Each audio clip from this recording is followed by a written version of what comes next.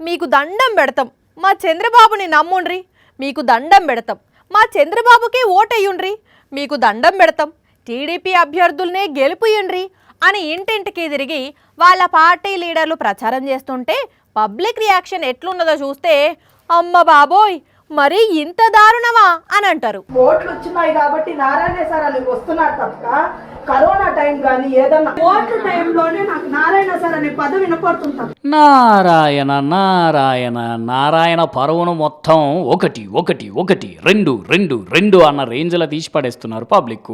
చూసిండ్రు కదా, ఈ మేడం గారు ఒక ఇంటికి పోయి టీడీపీకే ఓటేయాలి, మాజీ మంత్రి నారాయణను గెలిపియాలి అనుడితోటి ఏదో మాట వరుస కన్నా సరే వేస్తాను తీయండ్రి అనకుండా ఈ అక్క మేడం మొహం మీదనే అసలు నారాయణ ఎప్పుడన్నా మాకు కనిపించిండా, ఓట్లు వస్తేనే నారాయణకు పబ్లిక్ గుర్తొస్తారా, కరోనా టైంలో ఎందుకో రాలేదాయన అని కడిగి పడేసింది. ఇక దీనికి ఏమని సమాధానం చెప్పాలో మేడంకి అర్థం కాకపోయేసరికి గడప దగ్గర నిల్చున్న ఒక అన్న ఏదో లాజిక్ చెప్దామని బాగానే ప్రయత్నం చేస్తున్నాడు. వినండి. ఫేస్బుక్ ఫౌండర్ టాటా బిర్లా ఎక్కడ ఉన్నాడు అప్పుడు? అబ్బబ్బబ్బబ్బా నీ లాజిక్. కరోనా టైంలో జూకర్బర్గ్, టాటా బిర్లా లాంటి వాళ్ళు కూడా బయటికి రాలేదు, అందుకే నారాయణ సార్ కూడా రాలేదని ఎంత చక్కగా చెప్తున్నాడు చూడండి. మరి అదే కరోనా టైంలో సేవ చేసిన వాళ్ళ గురించి ఎందుకో మాట్లాడతలేవే అన్న, అట్లుంటుంది అన్నట్టు మీ నారాయణ పని. అన్నట్టు ఇట్లా ఇంటికి వస్తేనే కాదు, చంద్రబాబు సభల కాడ కూడా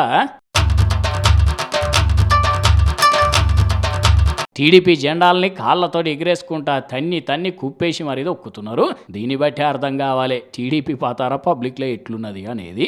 నిజంగా ఇది ఇట్లా చంద్రబాబు చూస్తే ఎట్లుంటుంది అంటారు.